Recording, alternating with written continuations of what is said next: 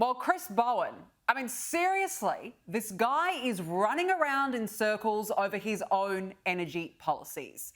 He is now being urged to reset his gas policies after conceding more supply is needed. The Australian reports gas producers have blamed Labor's market interventions and regulatory uncertainty for crushing investor confidence and delaying new supply.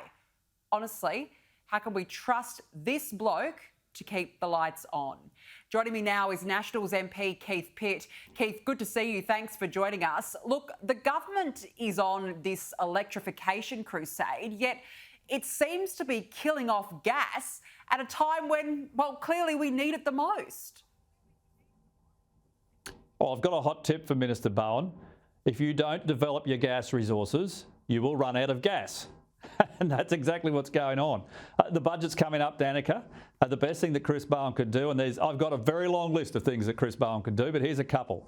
They should stop funding the Environmental Defender's Office with taxpayers' money, who spend all their time in the courts trying to shut down resource projects, but they're nowhere to be seen when you've got wind and solar projects actually destroying pristine forests and koala habitat. Could you believe it? And they should bring back the Coalition Strategic Basin gas plans, because that'll bring on more gas. So is that the solution here in the short term? Does there need to be more investment in gas? Well, firstly, there needs to be confidence. And there needs to be confidence that they won't move the goalposts. You look at what happened to the Gladstone LNG projects that were built for an enormous cost, billions and billions of dollars, based on the rules that were in place. And this federal Labor government, with Chris Bowen and others, not only change the rules, not only move the goalposts, they shift the whole field, the grandstands, the changing rooms, and put it somewhere else. It means there is no confidence in investment in Australia, and that has been said outright by people like the Japanese ambassador, who are very strong investors here.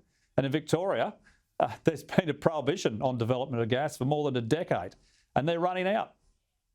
Yeah, clearly they are running out. We're also seeing a number of councils, for example, they're looking to ban gas in new home builds. And yet, Keith, a Green Building Council of Australia report released late last year showed that Australia needs to electrify 500 homes every day to meet its 2050 net zero target. Is that even feasible in your view? Well, firstly, no. And secondly, I'd like to see them building those homes to start with, because right now the Albanese government is nowhere near their target on housing. And yet we've brought in, the federal government has brought in close on 1 million immigrants in a very short period of time, and there is nowhere to house them. And these are the impacts we're seeing right across the country. I've literally got people who are sleeping in their cars and in tents and caravans and under bridges because they can't find housing or can't afford to pay the rent. And it is the fault of the policies of the Albanese government that's put them there. Absolutely. I mean, it's an absolute perfect storm developing at the moment. And you're right, we've seen those tent cities popping up all over Brisbane. It's just shocking. Now, speaking of state policies, every Queensland household will be handed a $1,000 energy rebate under a new plan that was yesterday unveiled by the Premier Stephen Miles. Is it good policy, Keith? What do you think? Oh, it's a Clayton's rebate. It's the one you have when you're not having one. What an absolute joke.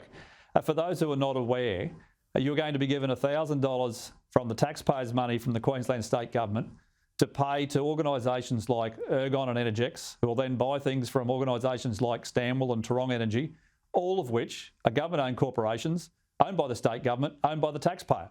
So your taxes fund the $1,000, and then that money goes to the people you own that you fund anyway. They're owned by the state government. What a roundabout.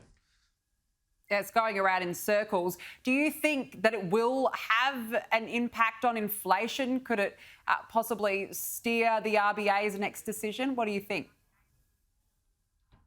I think people are desperate for support, and I understand that. And, I welcome anything that will help every individual get through and pay their bills.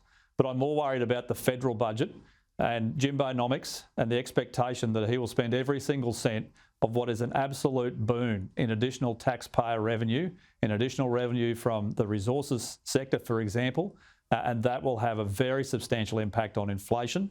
We've seen lots of reports from economists and others that inflation continues to be ticking up and out of control, and Mr Chalmers has to be far more careful and more cautious with the taxpayers' money.